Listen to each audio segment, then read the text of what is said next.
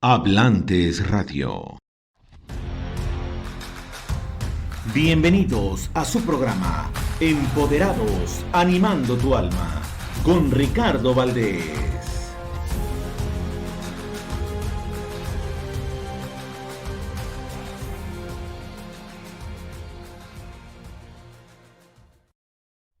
Ya estamos de nuevo en Empoderados, animando tu alma. Sean bienvenidos cada uno de ustedes y sean para ti, ya sea buenos días, buenas mediodía, buenas tardes, buenas noches o buenas madrugadas, según nos estés viendo y escuchando. Esto es Empoderados.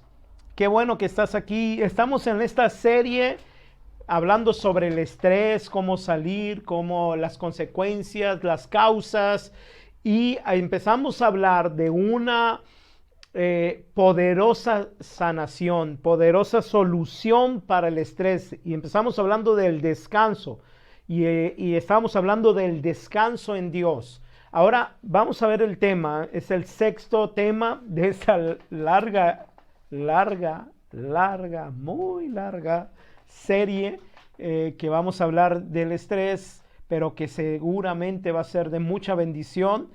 Cómo entrar en el descanso de Dios, porque a veces hablamos y hablamos, pero yo por lo menos muchas de las cosas que yo hago trato de hablar del cómo, no nomás el describir, sino el cómo, porque sí hablamos mucho, pero a veces no somos prácticos de cómo hacer que eso que estamos hablando se aplique a nuestra vida. ¿Cómo entrar en el descanso de Dios? El descanso de Dios, decíamos en la vez pasada que era confiar, abandonar y depender de Dios, ¿no? De entregarle todas nuestras preocupaciones. A veces esto suena muy fácil, cómo entregarle las preocupaciones a Dios, y a veces hasta uno dice, yo ya le entregué a Dios las preocupaciones, pero le ves la cara, le ves el lenguaje, ahora sí, Selim, el lenguaje verbal, no verbal y verbal también, porque a veces dices, confío en Dios, le entregué a Dios esto, pero hablas el resto de tu día hablando del problema, ¿no? Pero sí, no nomás tenemos que hablar, tenemos que entregárselo verdaderamente. Los tiempos que vivimos son tiempos finales, lo has escuchado. Estamos viviendo el fin de los tiempos. Todo el Antiguo Testamento, toda esa época fue como subir una montaña. Y llegar a la cúspide es como lo que dice Gálatas 4:4. Al llegar a la plenitud de los tiempos, Dios envió a su Hijo, nacido de una mujer y bajo la ley. Ahí está Gálatas 4:4, en la cima de esa montaña. Y después de Jesús, después de los apóstoles, de los discípulos, de Pablo, venimos de bajada. O sea, ya nuestros tiempos son finales, y como dirá Pablo, cada vez más nos acercamos al fin de los tiempos. Estoy parafraseando, él lo diría de una manera de que cada vez estamos más cerca que el día de ayer del fin del mundo. Entonces, son tiempos acelerados, venimos bajando, venimos de bajada, subimos. Cuando uno sube un cerro, lo sube pues empinado, a veces puede tardar una hora, media hora, pero cuando lo bajas tardas 20 minutos, media hora en bajar. Si duraste una hora en subir, en media hora lo bajas, porque vienes acelerado, vienes corriendo. Creo que estamos en este periodo llamado fin de los tiempos, en el que el mundo tal y como lo conocemos pronto llegará a su fin. Esto culminará con el regreso de nuestro Señor Jesús. Para los que tenemos fe, para los que creemos, la derrota total del diablo y de todos los que se oponen a Dios. Sin embargo, aún en medio de la confusión, y mientras llegamos de ese punto a este que estoy diciendo, pues tenemos una vida cotidiana, tenemos una vida en la que tenemos que aprender a poner principios y valores del reino aplicables, no esperarlos como eso lo vamos a vivir, ya descansaré cuando esté en el cielo, ya tendré la paz cuando esté en el cielo. No, eso es un paradigma totalmente viejo. Dios en Jesucristo, en la cruz del Calvario, ganó todo eso como recursos para nuestra vida actual. Eso es lo que es la vida en abundancia. Sin embargo, aún en medio de la confusión y de los desacuerdos, las divisiones y las guerras, los ataques del enemigo, pues vamos teniendo estrés y vamos teniendo depresión y vamos teniendo ansiedades. Por lo menos, yo te lo digo, no hay supercristianos. El que se crea supercristiano será una monja encerrada que nunca va a tener relación con nada y que nunca va a tener problemas. Y aún así va a tener problemas con sí mismo, ¿no? Pero todos los que estemos en el mundo vamos a ser tentados y vamos a tener estas situaciones difíciles. Pero el chiste no es que no tengamos o las tengamos, sino cómo respondemos a ellos. Y yo quiero empezar a hablarte de soluciones. La primera solución que tenemos a nuestro alcance es el de recibir a Jesús como tu Salvador y Señor y tu Mesías personal. Si no, no vas a poder canjear, que hable términos en familia como Chabelo, canjear o catapixiar lo que Jesús ganó en la cruz del Calvario. Las promesas del Génesis al Apocalipsis no van a ser canjeadas si no recibes a Jesús como Salvador. Hay principios y leyes espirituales que si tú dices aplaste aquí, dice esa ley, y la aplastas, sale algo como resultado, pero son leyes. Hay principios que si tú lo vives sin ser cristianos, traen como consecuencia cosas buenas. Pero las promesas de Dios, de la Biblia, van a ser catapixiadas, canjeadas, cuando tú recibes a Jesús como tu Salvador. Recibir a Jesús como Salvador, eso va a hacer que todo venga como si estuviera en aceite, ¿no? Bajando en aceite, todo lo que está en el cielo. Si aún no lo has hecho, es el momento de llamarlo, de invocarlo, de arrepentirte de tus pecados, no de tus pecados, de tu pecado, de tu naturaleza de pecado. Porque todos los pecados con mayúscula son consecuencias de la iniquidad del pecado con mayúscula. Los plurales de pecados son consecuencias del pecado que está en nosotros, de nuestra naturaleza. Te lo pongo de este ejemplo. Tengo un árbol de limones. Tú puedes arrancar los limones, pero al rato pueden salir los limones otra vez. Pero si arrancas la raíz de ese árbol se seca y ya no va a producir limones. Limones son los pecados, pero lo que produce los pecados es la raíz. Por eso cuando recibimos a Jesús como Salvador y Señor, venimos a traerle la raíz de nuestros pecados. La iniquidad le llaman. Mateo 16, 18 dice, a todos los que lo han aceptado, todos los que han aceptado a Jesús, los llamó a ser sus discípulos, la eclesía. Humillaos, dirá primera de Pedro 5, 6, 7. Humillaos pues bajo la poderosa mano de Dios, para que Él os exalte cuando fuere el tiempo, echando todas vuestras ansiedades sobre Él, porque Él tiene cuidado de vosotros. ¿Quieres que desaparezca? Tienes que monitorear, tienes que examinar si realmente has nacido de nuevo, si realmente tu vida ha sido entregada. Ya lo hice, ok, vamos a continuar. El Padre ha prometido que antes del regreso de Cristo, su eclesía estará en su descanso. Y es de lo que estamos hablando. ¿Cómo recibir el descanso de Dios? No me estoy hablando del descanso eterno. De hecho, Jorge, no sé por qué tenemos la idea que vamos a pasar como si estuviéramos en Cancún en una hamaca en el cielo. La idea que tiene la mayoría de la gente, ¿no? Voy a descansar. Por lo menos yo, que soy muy activo, me paso del tiempo, por ejemplo, a las 7:30, yo ya me empieza a doler la espalda. Ya me tengo que parar. Yo no pienso estar en el cielo en una hamaca. Una vez me invitaron a predicar a Tabasco y me invitaron a un rancho, el señor era un chocolatero. Tenía hectáreas de chocolate y me trató muy bien. Y en el cuarto, un cuarto gigante, casi más grande que la casa mía, me dijo, aquí vas a dormir tú, ahí está la cama, la hamaca y todo lo donde quieras dormir. Y yo nunca había dormido en una hamaca y dije, voy a dormir en una hamaca.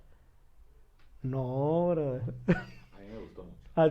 Pero yo ya en la madrugada estaba, ya me fui a la cama mejor, ¿no? Porque me dolió todo el cuerpo, pero a lo mejor no, lo mío. Entonces, imagínate eternamente estar en una hamaca. Para mí, a lo mejor tú también te levantas temprano y ya no puedes dormir más de la hora y a mí me duele la espalda, digo, me tengo que levantar. Yo me levanto a las 5:30 y ya a las 7:30 ya no puedo estar dormido. Me levanto y no se trata de ese descanso, no se trata, sino del descanso aquí en la tierra, el confiar. Este es el segundo paso. Primero, recibir a Jesús como Salvador y Señor. Segundo paso es recibir los tiempos de refrigerio. ¿Qué es eso de tiempos de refrigerio? Hechos de los Apóstoles 3, 19, 21. Así que arrepentíos, convertíos, para que sean borrados vuestros pecados, para que venga de la presencia del Señor tiempos de refrigerio. ¿Qué te está causando el estrés? Fundamento teológico, el pecado. Porque si la raíz de amargura no es un demonio, es un pecado. La raíz de la amargura es un pecado. ¿Y qué te produce la amargura? Muchas cosas, y entre ellas el estrés, que estás estresado por la economía, por problemas familiares, porque no se resultaron tus planes, tus proyectos, infinidad de cosas que me llevan a estresarme en mi vida, a amargarme en mi vida, y ahí hay un pecado. Tenemos que confesar nuestros pecados. Si somos cristianos, ya se supone que recibimos a Jesús como nuestro Salvador, tenemos que examinarnos. Si hay una puerta abierta, un pecado que está ahí, atorado como fruto, no como raíz, un fruto, no un limoncito que quedó desbalagado por ahí.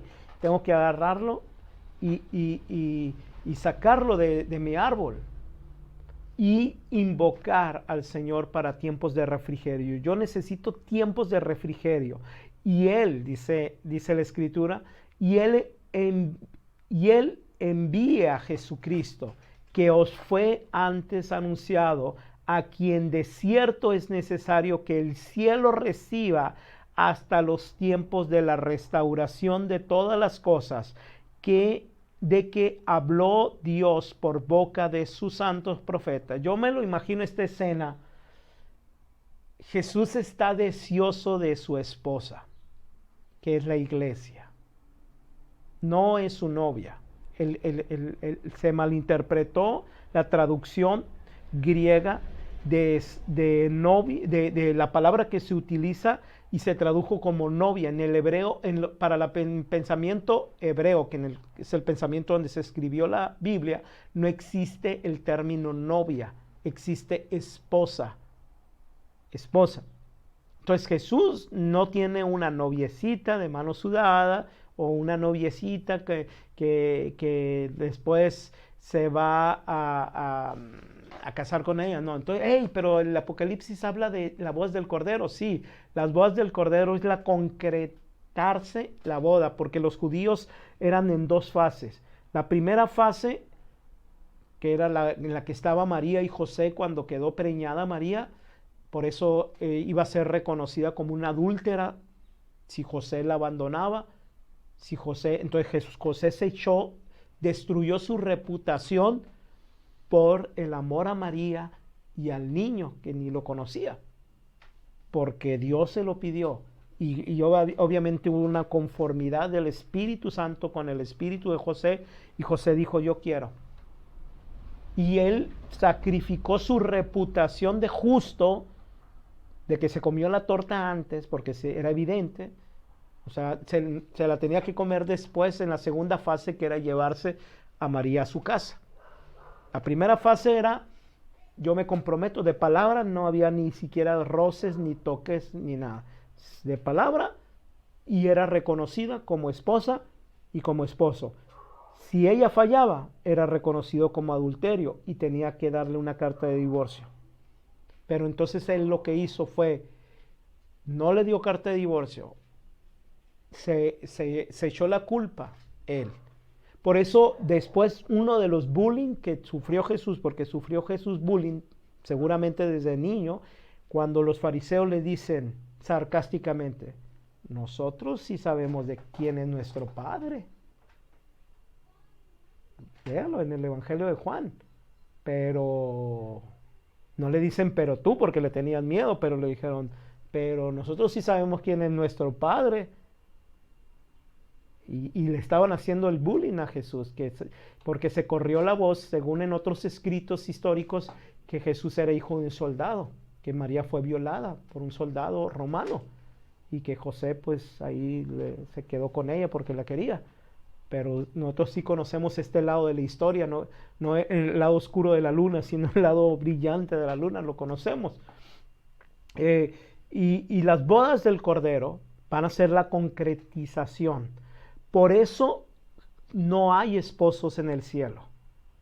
Porque imagínate, yo allá con Loli, ¿no? En el cielo, ay amor, ¿cómo estás?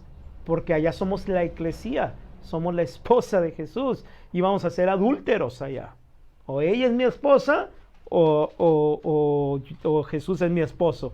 Entonces, para que no haya problemas, no hay esposos en el cielo. Aquí habemos todos los esposos y esposas son aquí en la tierra. ¿Sí? Por eso va a decir, allá seremos como ángeles Jesús. Bueno, pero ¿a qué me refiero?